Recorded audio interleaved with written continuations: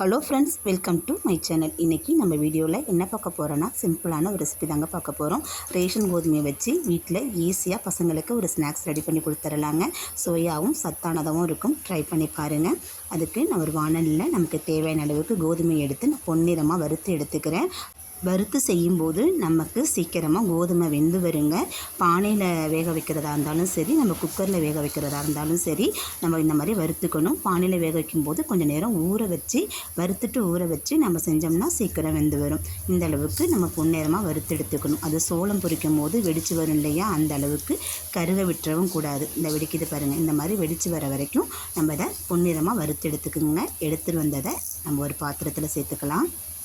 இன்றைக்கி நான் குக்கரில் தான் வேக வைக்க போகிறேன், அதனால் இதில் சேர்த்துட்டு இதை ஒரு 4-5 தடவை தண்ணி ஊற்றி நல்லா கழுவி எடுத்துக்கலாம்.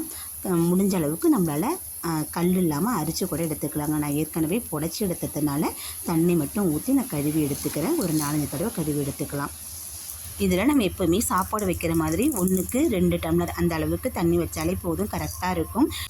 1க்கு 2 டம்ளர் அளவுக்கு தண்ணி ஊற்றி ஒரு 12-13 விசில் நம்ம வர வரைக்கும் நல்லா வேக விட்டு எடுத்துக்கலாங்க. அப்போ தான் நல்லா வெந்து வரும்.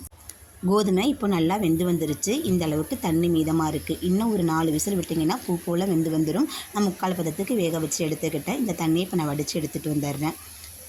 தண்ணியை வடிச்சிட்டு கோதுமையை வேறு ஒரு பாத்திரத்தில் மாற்றிட்டேங்க. இது கூட தேங்காய், நான் வெள்ளை சர்க்கரை, ஏலக்காய் இதெல்லாம் போட்டு தான் நான் சாப்பிட போகிறோம். உங்களுக்கு வேணும்னா நாட்டு சர்க்கரை போட்டு கிளறி சாப்பிடுங்க, சூப்பராக இருக்குங்க.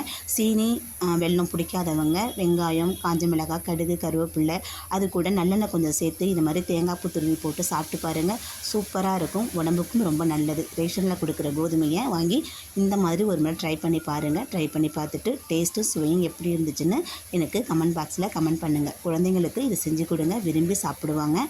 சத்தானதும் கூட. ஈவினிங் நேரத்தில் இந்த மாதிரி செஞ்சு கொடுத்தீங்கன்னா பிள்ளைங்களும் விரும்பி சாப்பிடுவாங்க. நீங்களும் ஒரு முறை ட்ரை பண்ணி பாருங்கள். எனக்கு தெரிஞ்சதை உங்கள் கூட நான் ஷேர் பண்ணியிருக்கேன். வீடியோ பிடிச்சா லைக் பண்ணுங்கள், சேனலை சப்ஸ்கிரைப் பண்ணி சப்போர்ட் பண்ணுங்கள். மற்றொரு நல்ல பதிவில் சந்திப்போம். நன்றி, வணக்கம்.